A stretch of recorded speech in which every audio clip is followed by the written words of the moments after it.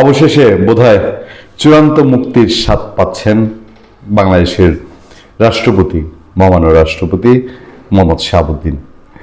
Doctor Yunus আমলে তিনি একরকম গৃহবন্দী ছিলেন, একরকম এটা বলে একরকম কারাবাসের মতন। তাকে অপমান অপদস্থ করা হয়েছে, তাকে হেনস্থা করা হয়েছে। ইভেন দো বাংলাদেশের রাষ্ট্রপতিদের যে ট্রেডিশন, সেই বিএনপি একরম বদরুদ্দোজা চৌধুরীকে সরিয়ে দিয়েছিল, কিন্তু তারপরেও একরম বদরুদ্দোজা চৌধুরী যতদিন রাষ্ট্রপতি ছিলেন সম্মান পেয়েছেন। রাষ্ট্রীয় অনুষ্ঠানে গিয়েছেন, বিশ্ববিদ্যালয়ের সমাবর্তনে গিয়েছেন, এরপরে তো বলার অপেক্ষাই রাখে না। ইভেন আমি দুটো উদাহরণ আপনাদেরকে বলি। প্রফেসর ইয়াজউদ্দিন আহমেদ, ইয়াজউদ্দিন সরকারকে নিয়ে আওয়ামী লীগের প্রচুর আওয়ামী লীগ সমালোচনা করে। ইয়াজউদ্দিন আহমেদ বিএনপির কথা শুনে তিনি নিজেকে অন্তর্বর্তীকালীন সরকারের তত্ত্বাবধায়ক সরকারের প্রধান উপদেষ্টা ঘোষণা করেছিলেন। সেই নিয়ে আওয়ামী লীগ তোলকালাম করেছিল সারা দেশে। কথায় কথায় আওয়ামী লীগ তখন ইয়াজউদ্দিনের সমালোচনা করত, ইয়াজউদ্দিনের ভূমিকার সমালোচনা করত। কিন্তু আপনাদের মনে আছে কিনা, এই ইয়াজউদ্দিন আহমেদ তিনি থাকা অবস্থায় আওয়ামী লীগ ক্ষমতায় আসলো। 2008-এর নির্বাচনে যে আসলো, ফখরুদ্দিন আহমেদ যখন প্রধান উপদেষ্টা, ইয়াজউদ্দিন আহমেদ তো প্রেসিডেন্ট রয়ে গেছেন।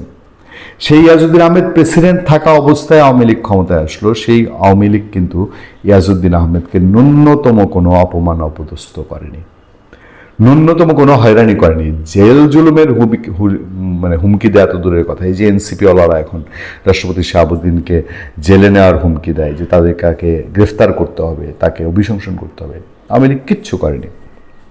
আচ্ছা, আপনাদের মনে আছে না 96-এ আওয়ামী লীগ সরকার যখন ক্ষমতায়, তখন রাষ্ট্রপতি কাকে করেছিল? বিচারপতি শাহাবুদ্দিন আহমেদকে। বিএনপি যখন ক্ষমতায় আসে 2001-এ, রাষ্ট্রপতি শাহাবুদ্দিনকে কি বিএনপি কোনো অপমান অপদস্থ করেছিল? রাষ্ট্রপতি শাহাবুদ্দিন আহমেদকে মহা সম্মান দিয়ে রেখেছিল বিএনপি। বাংলাদেশে এটা ট্রেডিশন, এই যে সৌন্দর্য। এবং এরপরে আওয়ামী লীগের গত সময়টা ধরেন, জিল্লুর রহমান রাষ্ট্রপতি, আব্দুল হামিদ রাষ্ট্রপতি, আমরা তো প্রতি মুহূর্তে পর্দায় দেখতাম বিশ্ববিদ্যালয়ের সমাবর্তনগুলো আব্দুল হামিদ রম্য রসে ভাসিয়ে দিতেন। তার বিভিন্ন ট্যুর, বিভিন্ন কথাবার্তা, রাষ্ট্রীয় অনুষ্ঠানে প্রেসিডেন্ট উপস্থিত আছেন, আলাদা একটা গর্জিয়াসনেস। আজকে সেই বাংলাদেশের রাষ্ট্রপতি, যিনি যাকে গৃহবন্দী করে অপমান অপদস্থ করে দেশটাকে অপমান করে ফেলা হয়, দেশের মানুষকে অপমানিত করা হয়েছিল, তিনি মুক্তির স্বাদ পেয়েছেন পূর্ণাঙ্গ। প্রধানমন্ত্রী তারেক রহমান তাকে সম্মান দিচ্ছেন। প্রধানমন্ত্রী রাষ্ট্রপতির জন্য 15 মিনিট অপেক্ষা করছেন অনুষ্ঠানে। প্রধানমন্ত্রী গাড়ি থেকে নামার পর হাত বাড়িয়ে বাংলাদেশের রাষ্ট্রপতিকে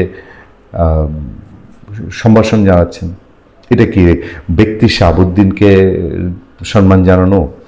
ব্যক্তি শাহাবুদ্দিনকে, তাকে কি মাথায় তুলে রাখা? তারেক রহমান এক ব্যক্তি শাহাবুদ্দিনকে মাথায় তুলে কি করবেন? না তুললেই কি হয়? এটা রাষ্ট্রপতির চেয়ার। বাংলাদেশের রাষ্ট্রপতির চেয়ারকে বাংলাদেশের সাবেক রাষ্ট্রপতির ছেলে মূল্যায়ন করতে পেরেছে। ইউনূস তো জলে ভাইসা আসা, জোয়ারের টানে আসা এক ষড়যন্ত্রকারী, এক প্রতারক। তার পক্ষে এটা বোঝা সম্ভব হয়নি।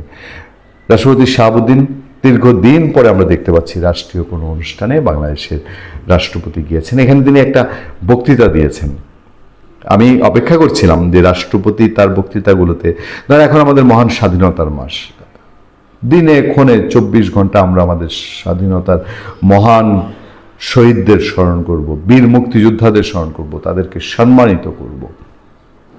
সেই স্বাধীনতার মাসে আমরা সেই শহীদদের সমান্তরাল যদি আমরা জুলাইয়ের যারা মারা গেছে তাদেরকে তুলে আনি, জুলাই মারা যাওয়ার মধ্যে তো অনেক সন্দেহ আছে, অনেক বিতর্ক আছে, তাহলে তো হয় না।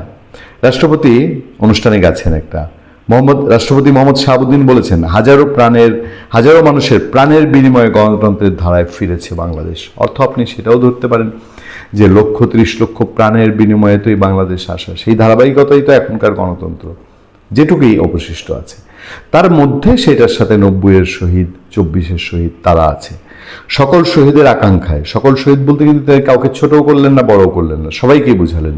24, 90, তারপর আপনার 71 এবং এর মধ্যে দিয়ে বাংলাদেশের জন্য যারা প্রাণ দিয়েছেন, সকল শহীদদের আকাঙ্ক্ষায় বাংলাদেশ প্রতিষ্ঠিত করতে হলে আমাদের জ্ঞান বিজ্ঞান প্রযুক্তিতে আরও সমৃদ্ধ হতে হবে, অর্থনৈতিক স্বাবলম্বিতা অর্জন করতে হবে, গড়ে তুলতে হবে একটি স্বনির্ভর বাংলাদেশ।